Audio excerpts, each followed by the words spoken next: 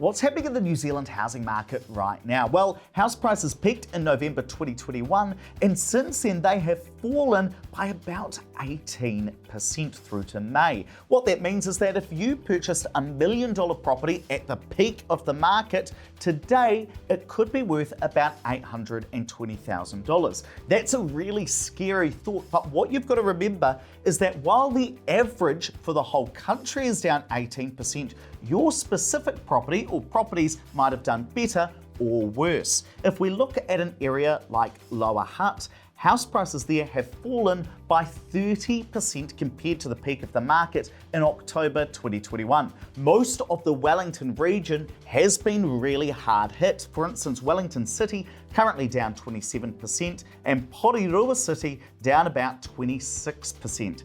It's a similar story in Auckland, where house prices are currently down 23%.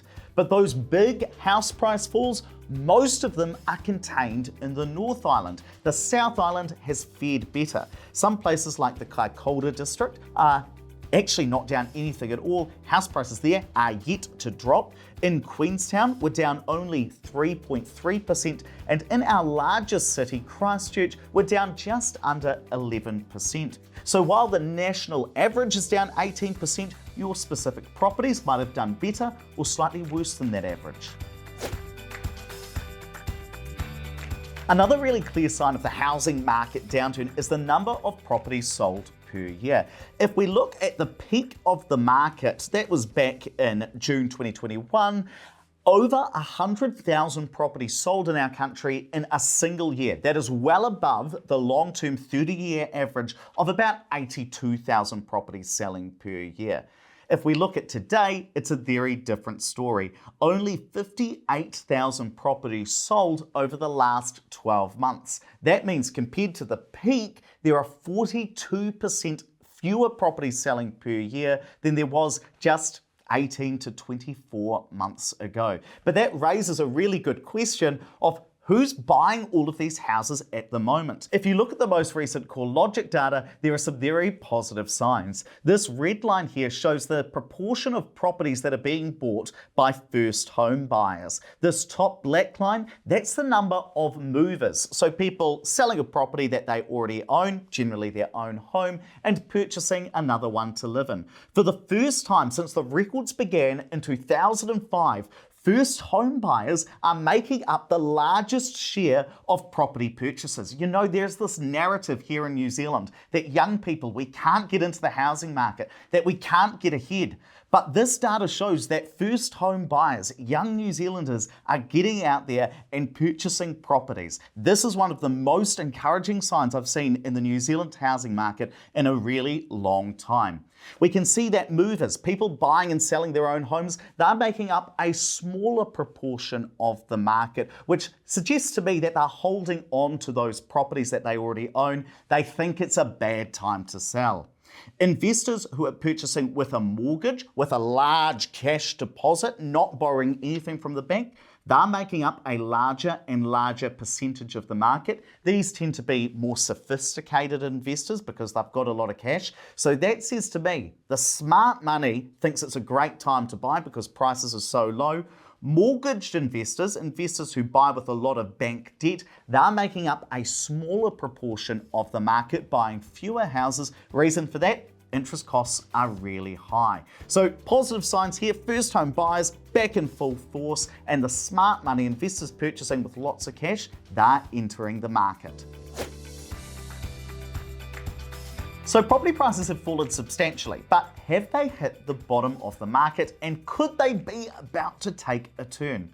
According to a recent New Zealand Herald article, they cited latest data which suggested a possible flaw in plummeting property prices. But what you need to understand is that New Zealand's property market is actually divided up into a whole heap of individual smaller property markets. What I mean by that is Wellington house prices could still be falling, where Auckland might hit the bottom of the market. Similarly, Christchurch could start going up in value while Dunedin is still staying stagnant. And if we look at what's happening in a couple of individual property markets over the last 3 months, you'll see that over the last quarter, New Plymouth house prices have gone up by 1.9%.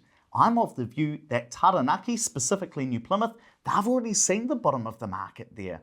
If we look at Dunedin and Christchurch, house prices over the last 3 months fell by just 0.4 and 0.5%. To me, they have already hit the bottom of the market or are within a couple of percentage points. But some other places like Tauranga City or Wellington City, they fell by 3.8% and 5.6% in just 3 months. That is substantially worse than the 2.2% that New Zealand as a whole experienced. So if you're trying to time the bottom of the market, New Plymouth, you've probably already missed it. Dunedin and Christchurch were basically there, all within a couple of percentage points. For Tauranga City, Wellington City, we've still got some house price falls to come. And if you want to stay up to date with what's happening in the New Zealand property market, make sure you subscribe to our channel. We release new videos every Monday and Wednesday. If you're thinking about buying a property over the next couple of months, you're probably also thinking, if we're at the bottom of the market, that's great, but what's going to happen to house prices over the next couple of years? When are they going to start increasing again? Well, we recently had Tony Alexander, an independent economist, as a guest on the Property Academy podcast, and here's what he had to say. When do you think the market will fully recover back to the November 21 prices? Oh, okay. So prices up about another 17-20% or so within 3 years. I think easily within 3 years. And while Tony doesn't have a crystal ball, none of us economists do, he's saying very similar things to other well-respected financial institutions. The New Zealand Treasury believes that we will see a full recovery in about 3 years. Property prices could increase by about 20-25% in a very short time frame.